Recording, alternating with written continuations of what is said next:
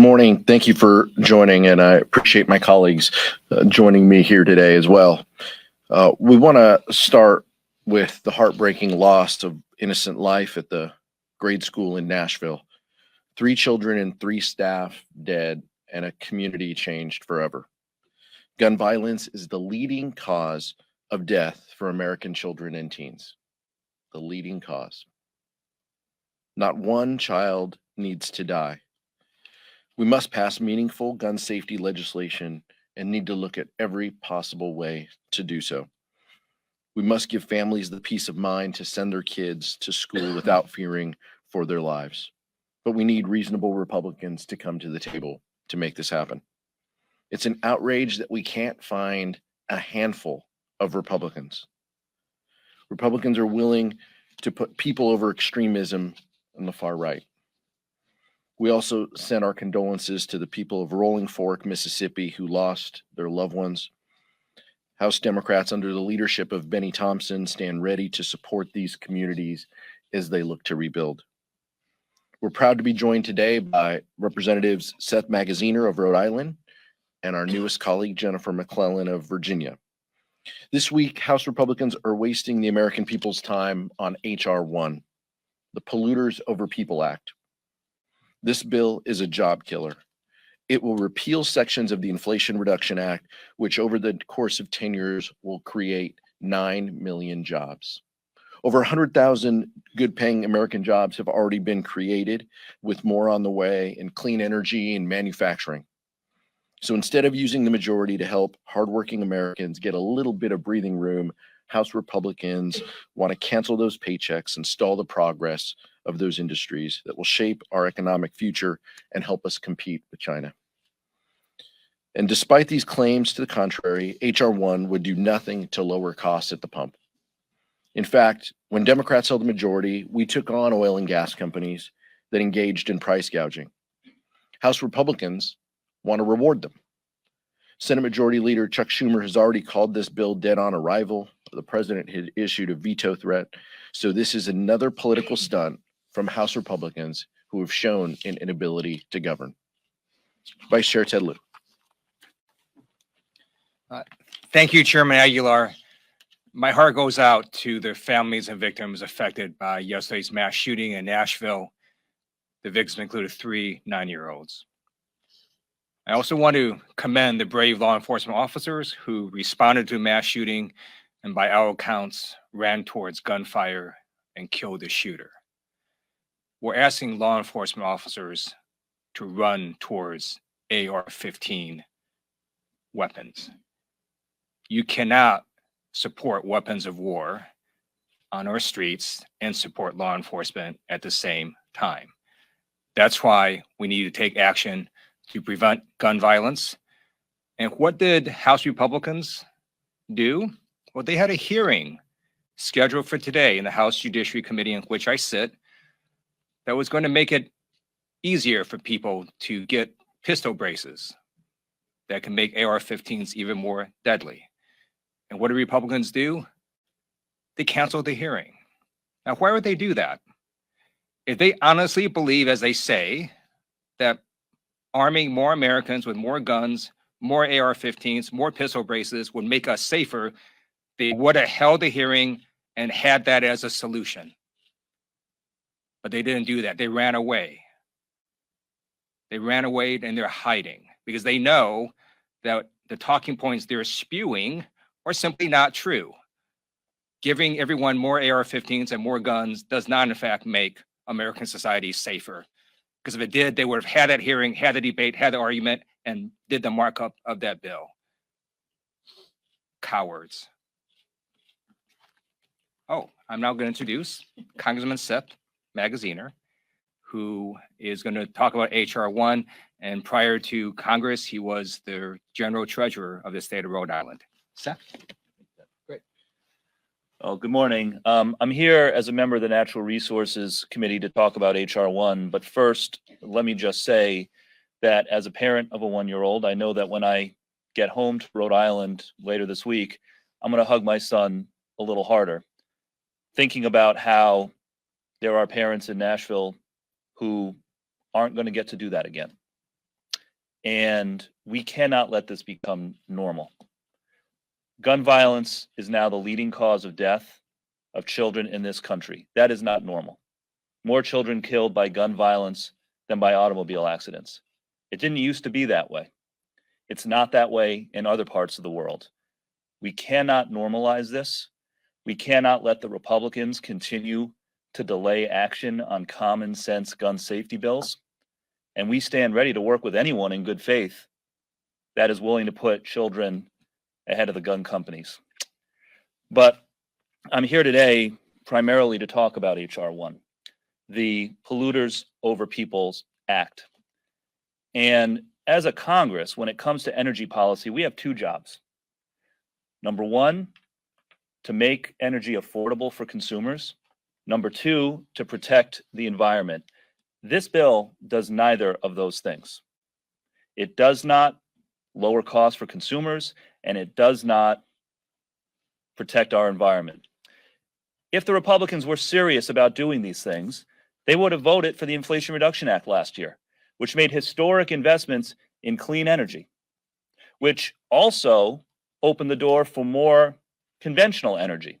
They voted no, every one of them.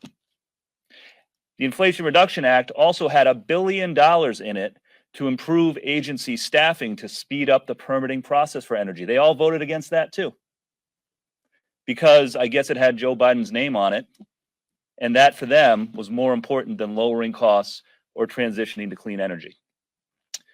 If you want to talk about lowering energy costs for consumers, we have to talk about the fact that the oil and gas industry made $300 billion of profits last year, not revenue, profits. ExxonMobil made $6 million a minute. The profits of the big five oil companies alone were equivalent to $600 per American citizen last year.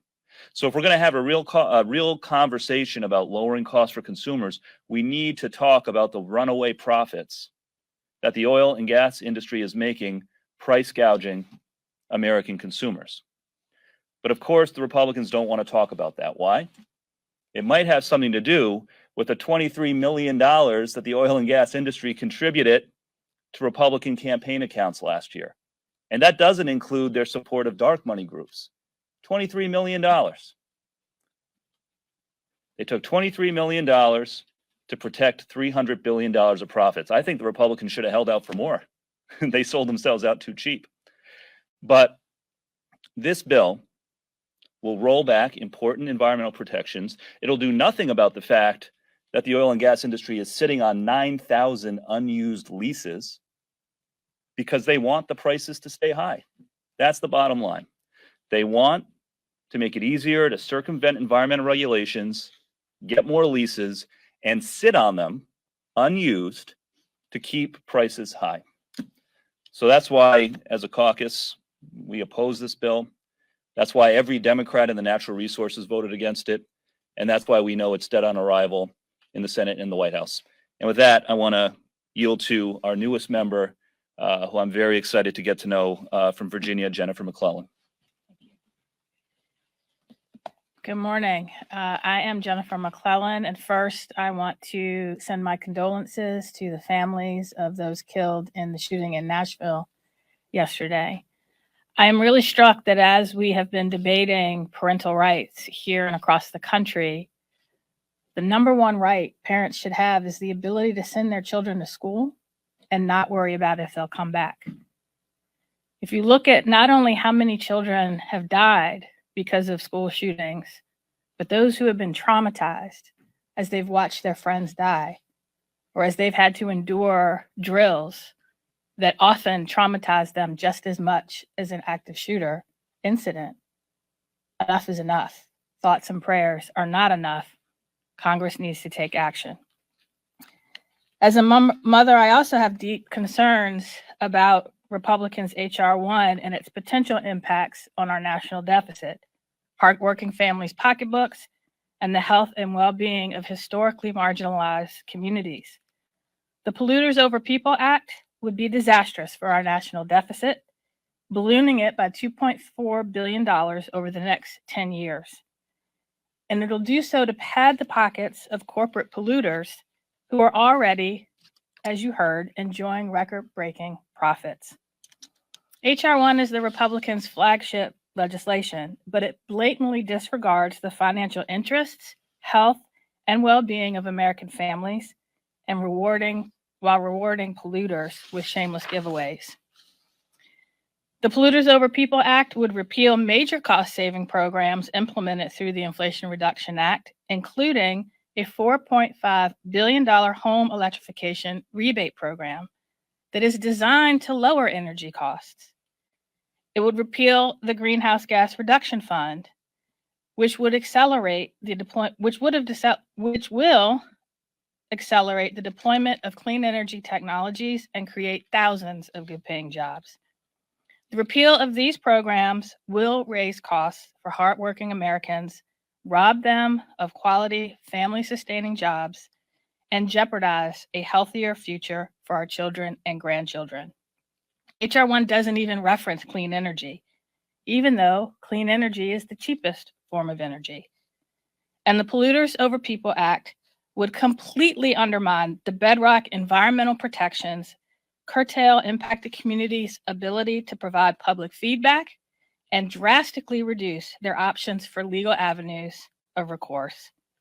It would remove agencies from impacted communities and silence historically marginalized and underrepresented communities in favor of corporate interests. My predecessor, the late Donald McEachin, fought to preserve environmental protections and review laws because he believed every community deserved a seat at the table. I'm proud to build on his legacy and stand with House Democrats to oppose the Polluters Over People Act. And we will continue to fight to preserve the environment while protecting the health and financial security of Americans. And now I'll turn it back to Chair Aguilar for questions. Thank you, Jen. Thank you, Jennifer. Questions? Yesterday, your entire caucus joined with Republicans to pass the Stop Forced Organ Harvesting Act to hold the Chinese Communist Party accountable for harvesting organs of live prisoners of conscience. If you could speak to why it was important for you all to vote yes to pass that.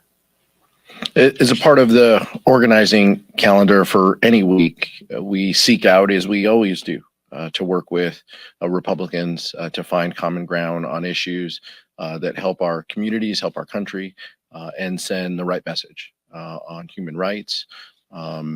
And this was one of those bills that came out of committee, was a suspension bill. Members thought that it was the right thing to do. We still believe that, highlighting that the human rights abuses in the CCP engages in, and we're going to continue to try to find common ground where we can. Nothing is going to change, and that's just part of the suspension calendar and the legislative efforts that we undertake each week. I know there was the hearing on TikTok that was last week. A couple of Democratic lawmakers do have their own TikToks. They are actively posting on it. Have you had any conversations with them about the national security concerns that might be at risk, or asked them to maybe stop posting or consider deleting their accounts? No, I haven't engaged in any conversations with those members. My presumption is those are personal phones. Government phones are not allowed to have that application. I think what's more important to highlight out of that hearing is the importance of colleagues on both sides of the aisle asking tough questions, having a mind toward the health of our communities and the health and safety of our young people. That's similar to where we start when it comes to gun violence protection, gun violence prevention. Wanting to make sure we have safer communities, but the social media companies are not exempt from us having conversations about safety. Clearly, there have been national security discussions as well associated with the data that company has in their possession, what they choose to do with it, or what they are asked to do with it. has been a focal point among policymakers on both sides of the aisle, on both sides of this chamber. But we're going to continue to have those discussions, and I trust that the Energy and Commerce Committee, as well as other committees, will continue to engage in that in the weeks and months ahead. If I could just follow up on that really quickly. I mean, right now I know the focus is on TikTok, but some of the privacy concerns that you've mentioned go across the board, including to U.S. social media companies. Does Congress really need to kind of pull back and look at sort of everything instead of just focusing on TikTok?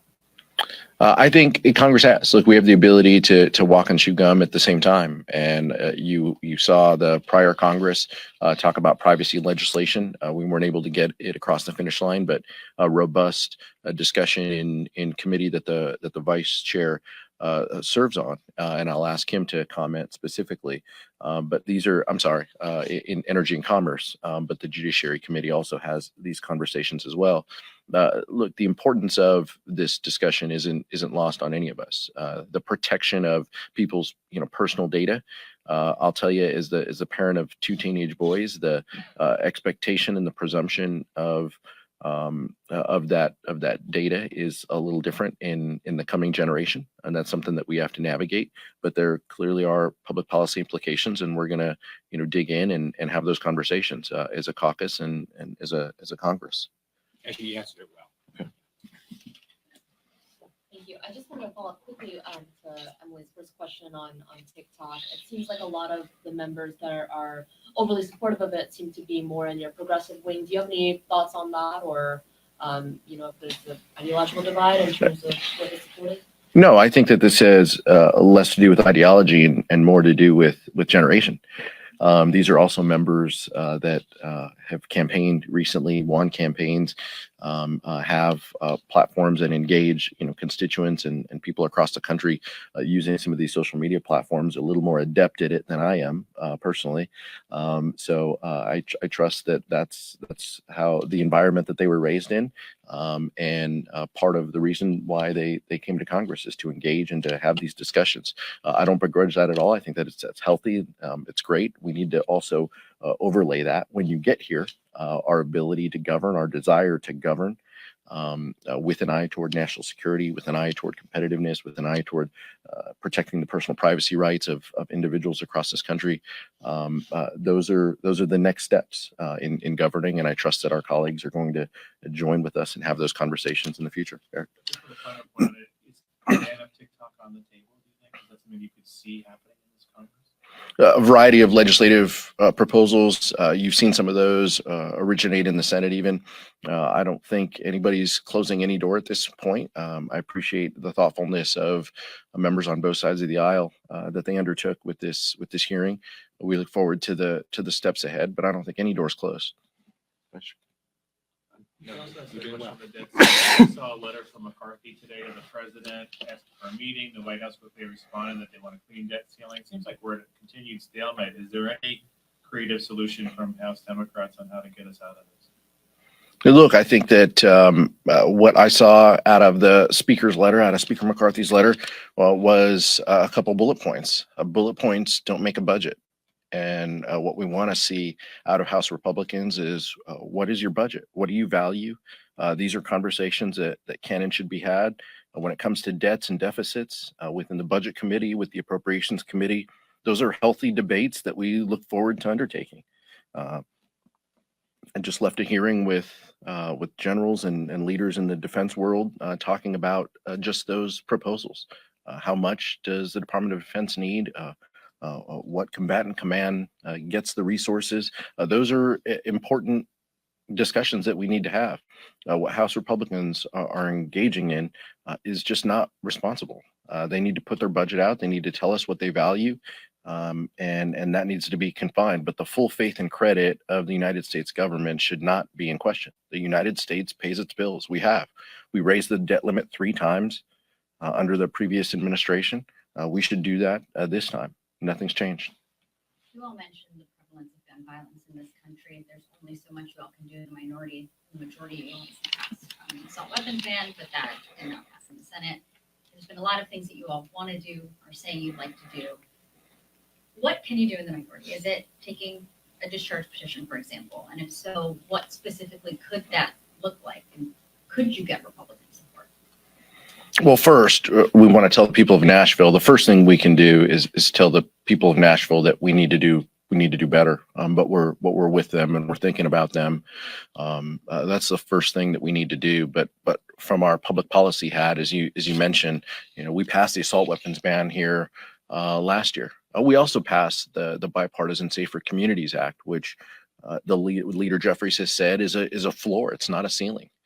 Investing resources into states, making sure that more extensive background checks for individuals under the age of 21. Those are good things that we were able to agree on. But clearly, there is more that can be done. I personally and many members of our caucus believe that the assault weapons ban would be the reasonable place to take action. We are not closing any door on any process or any legislation that will help communities, that will ensure the safety of Jennifer's kids coming home from school. Three of us up here, Seth has a baby and is going to be thinking through this in the next few years. But the rest of us have kids who were school age kids going to public schools. That's the mindset we think about this in, is how do we ensure our kids' safety? This is a fact that whether it's Maxwell Frost, coming to Congress, talking about gun violence, talking about how Newtown shaped him into public service. This is a generation that is more likely to spend time doing mass shooting drills than they are undertaking in other activities, and it's deeply unfortunate. And as a country and as a Congress, we can do better, and we know that. So shame on Speaker McCarthy for not bringing something up, for not announcing that we can and do more. All we're going to get are thoughts and prayers out of their Twitter accounts, and that's not enough. If I can follow up, Republicans this morning have been saying they would like to address this through mental health legislation.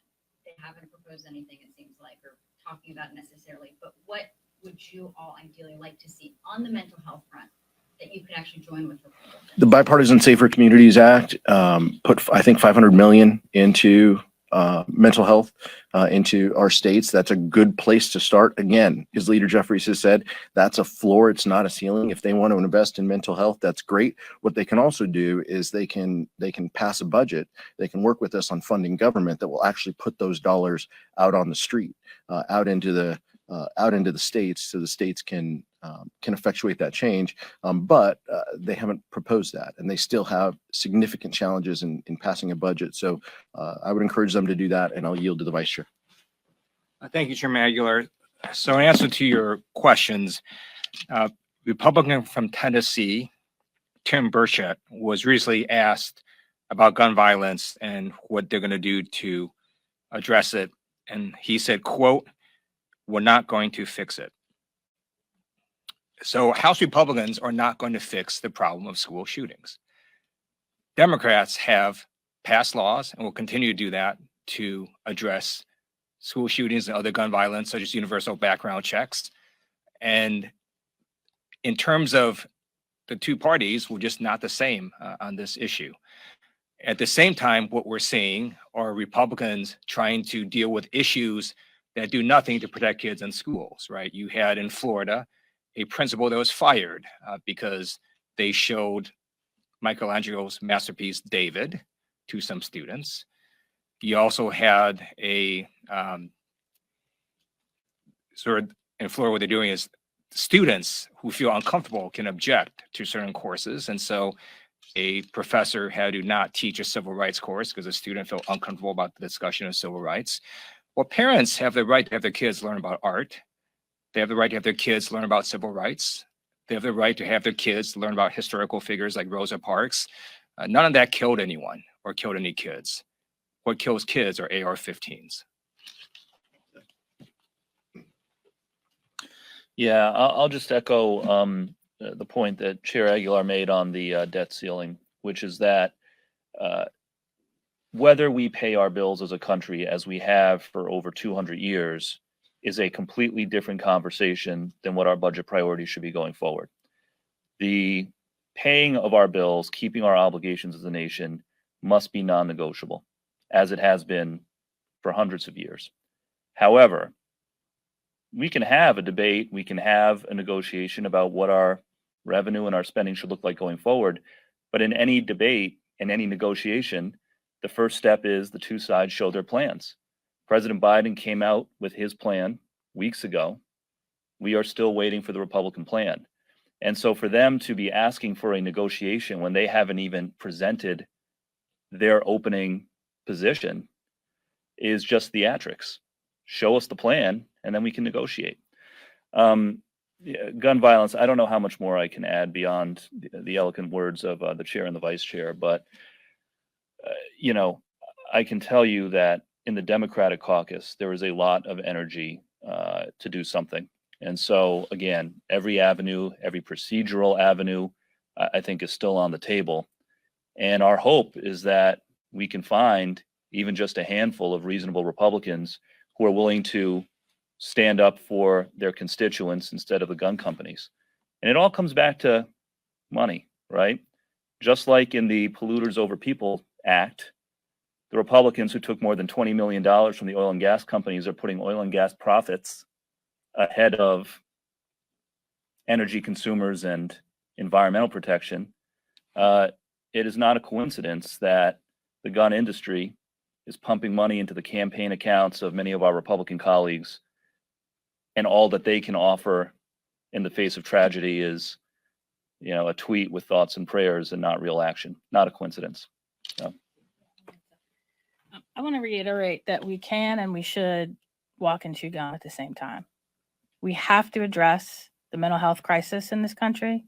We have to address the gun violence crisis in this country. And we have to understand that they're linked. Every time there is a shooting, my son cries about going to school because he's afraid, is he going to come back? Is his sister going to come back? These active shooter drills that we put our children through traumatizes them because they often can't tell the difference between a drill and the real thing. That exacerbates a mental health crisis that was worsened during COVID. We have got to recognize that weapons of war are too prevalent in our streets. A child in my son's class killed himself accidentally using a gun as a prop in a video. Why wasn't that gun secured? We should be investing in making sure that there are gun safes and gun locks. We should be investing in addressing the root causes of gun crimes in our communities. That's what we need to do, and not choose between addressing mental health and addressing gun violence. We have to do both. Last question. Despite all these concerns, you still have millions of students, teachers, administrators who have said time and time again they are scared of what's going to happen if their school is going to be the next one. You had House Republican leaders this morning still saying the same point that they brought up before, but the priority is not to politicize the issue and not to punish law-abiding citizens. What are your guys' response when this is the same response that Republicans come with almost every time that not just a school shooting happens, but a mass shooting happens? Look, I think it was 2012 was Newtown, right? I mean, anytime kids get gunned down in schools, it's tragic. It's terrible. That was really the point, I think, for a lot of us, where it was, if Congress is going to act, this is it.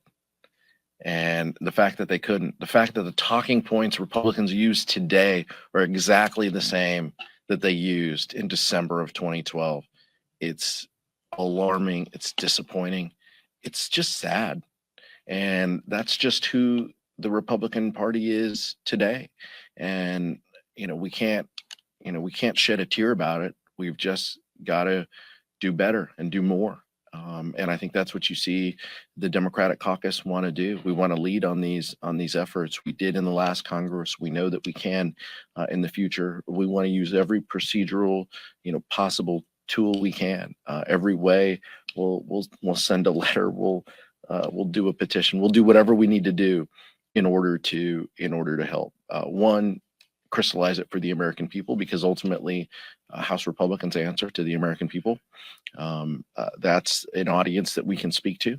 I think tomorrow you'll see Whip Clark lead an effort of moms congressional moms who are fed up and want to take action, and they will be joined by many of us who are parents and who want to help. And so that's what more we can do. But we can't just be frustrated, by this. We've got to take action, and that's what House Democrats want to do. Thank you.